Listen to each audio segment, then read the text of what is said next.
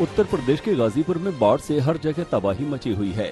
इसके चलते सीएम योगी दौरा करने पहुंचे। सीएम ने गाजीपुर में बाढ़ के हालातों का जायजा लिया, साथ ही साथ एंटी रेबीज टीकों समेत राशन सामग्री मुहैया भी करवाई। वाराणसी में भी बाढ़ के हालात का जायजा लेने सीएम योगी पहुंचे। कई दिनों से आई भीषण बाढ़ और नदी के लगातार बढ़ रहे जलस्तर से लोगों का जीवन बेहाल हो चुका है। कई लोग राहत केंद्र पहुंच अपने घरों से पलायन करने पर मजबूर हैं। वहीं वाराणसी पहुंचे सीएम ने घाटों का निरीक्षण कर अधिकारियों के साथ बैठक भी की। वाराणसी के डोमरी गांव में आधे से ज्यादा घर पानी में डूब चुके हैं।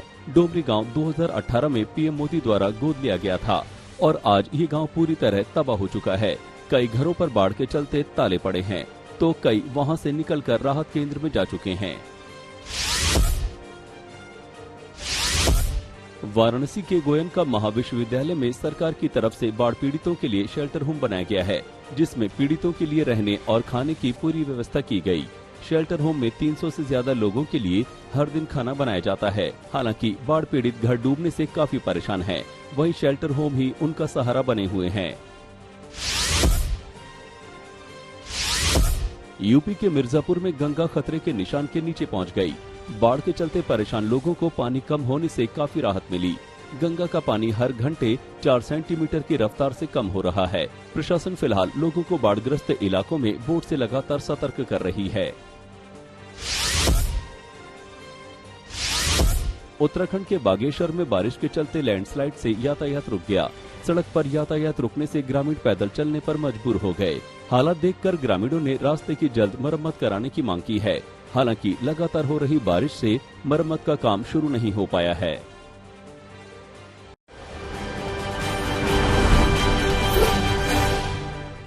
एशिया कप के अपने दूसरे मैच में भारत ने हांगकांग को 40 रन से हराकर अपने विजयी अभियान को जारी रखा।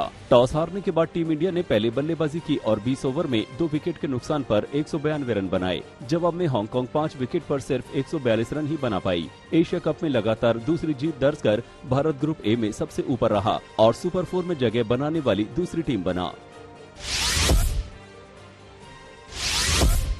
भारत की ओर से सूर्य कुमार यादव ने विस्फोटक पारी खेली। सूर्य कुमार यादव ने महज 26 गेंदों में ही 68 रन की नाबाद पारी खेली। 68 रन की दमदार इनिंग में सूर्य कुमार ने 6 छक्के और 6 चौके जमाए। टीम इंडिया की जीत में विराट कोहली का भी अहम योगदान रहा। विराट ने भी 59 रन की नॉट आउट पारी खेलकर फॉर्म में लौटने का ऐलान कर दिया।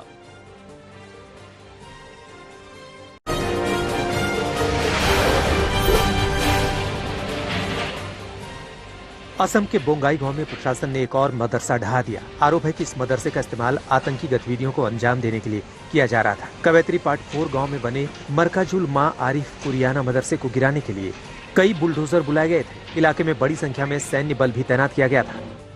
असम में हाल ही में इमाम और मदरसे के शिक्षकों समेत 37 लोगों को गिरफ्तार किया गया था। इन पर आरोप था कि आतंकी संगठनों AQIS और ABT से जुड़े हैं। इनकी गिरफ्तारी के बाद से ही प्रशासन मदरसों को गिराने की कार्रवाई कर रहा है।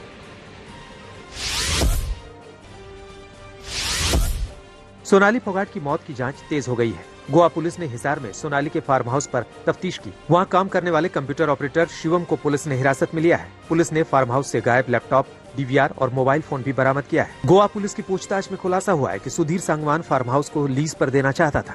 उधर गोवा पुलिस गुरुग्राम भी जा सकती है, जहाँ सोनाली फोगाट के फ्लैट्स हैं।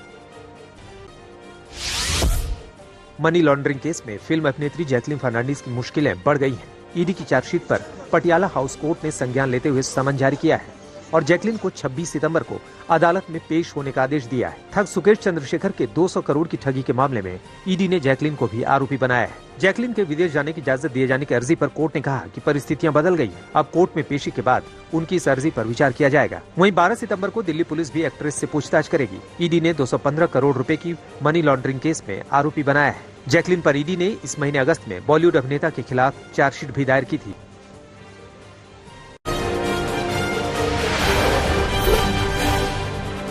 दिल्ली में लगातार चल रहे सियासी ड्रामे में उस वक्त एक नया चैप्टर जुड़ गया जब आम आदमी पार्टी के विधायक CBI ऑफिस के बाहर धरने पर बैठ गए।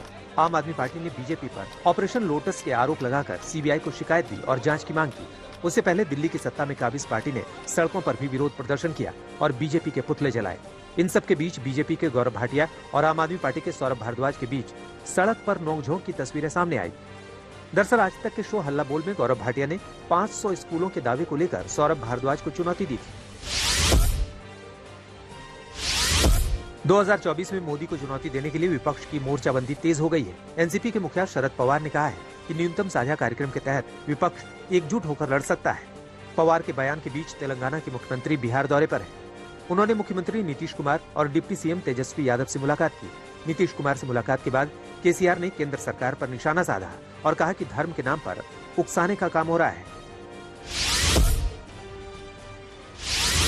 कांग्रेस के अध्यक्ष सोनिया गांधी की मां पाउला माइनो का 27 अगस्त को इटली में निधन हो गया। 97 साल की उम्र में उन्होंने आखिरी सांस ली। पार्टी के वरिष्ठ नेता जयराम रमेश ने ट्वीट कर जानकारी दी कि उनका अंतिम संस्कार 30 अगस्त को किया गया। प्रधानमंत्री नरेंद्र मोदी ने राहुल गांधी की नानी के निधन पर शोक जताया। उन्होंने ट्वीट कर कहा कि इस दुख की घड़ी में परिवार के साथ उनकी संवेदनाएं हैं। सोनिया गांधी इस वक्त विदेश में हैं।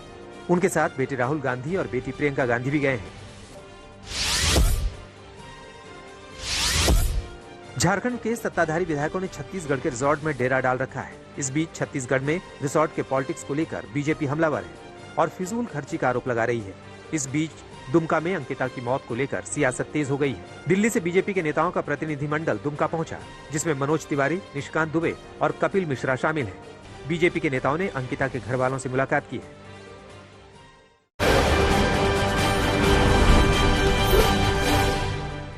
फरीदाबाद में 16 साल के एथलीट की चाकू से गोदकर हत्या कर दी गई। मामले की जानकारी पुलिस ने मृतक के पिता को फोन कर दी, जहां 12वीं के प्रियांशु को जख्मी हालत में अस्पताल में भर्ती किया गया। प्रियांशु के पिता की माने तो उसका सपना देश के लिए ओलंपिक में गोल्ड मेडल जीतना था। फिलहाल पुलिस ने मामला दर्ज कर तत्काल कार्यवाही शुरू कर दी है।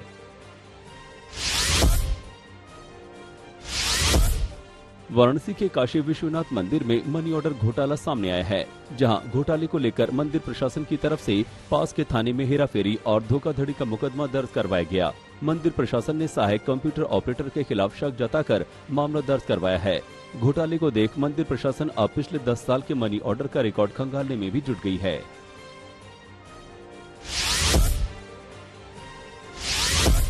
फरीदाबाद में 2 पुलिस अधिकारियों के अश्लील डांस का वीडियो वायरल हो रहा है। वीडियो की माने तो डांस करते दिख रहे लोग हरियाणा पुलिस में इंस्पेक्टर पद पर आसीन हैं और फरीदाबाद में ही अलग अलग थानों में तैनात हैं। फिलहाल पुलिस मामले में कार्रवाई कर अधिकारियों की पहचान में जुटी हुई है।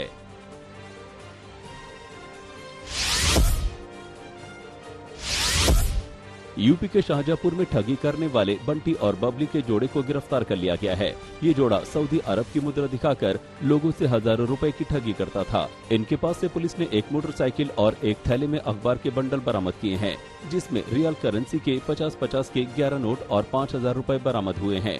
पुलिस अभी जब्त की गई रियल की जाँच पड़ताल में जुटी हुई है।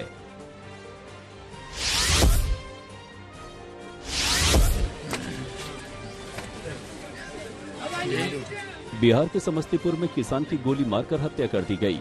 गुस्साए लोगों ने सड़क जाम कर वहां हंगामा किया। फिलहाल पुलिस ने शव को कब्जे में लेकर पोस्टमार्टम के लिए भेज दिया है। मामले में डीएसपी ने जल्द अपराधियों की शिनाख्त कर कार्रवाई का भरोसा दिया।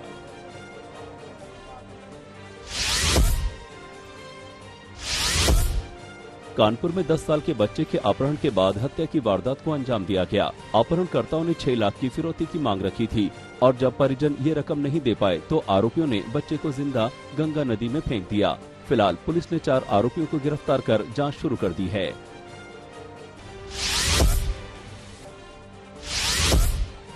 मध्य प्रदेश के मुरैना टोल पर कार सवार लोगों पर अज्ञात व्यक्ति ने सरेआम फायरिंग कर दी। फायरिंग की घटना टोल पर लगे सीसीटीवी कैमरे में कैद हो गई। हालांकि कार चालक किसी तरह जान बचाने में सफल हो गया। माना जा रहा है कि आपसी रंजिश के चलते इस घटना को अंजाम दिया गया। पुलिस लगातार जांच में जुटी हुई है।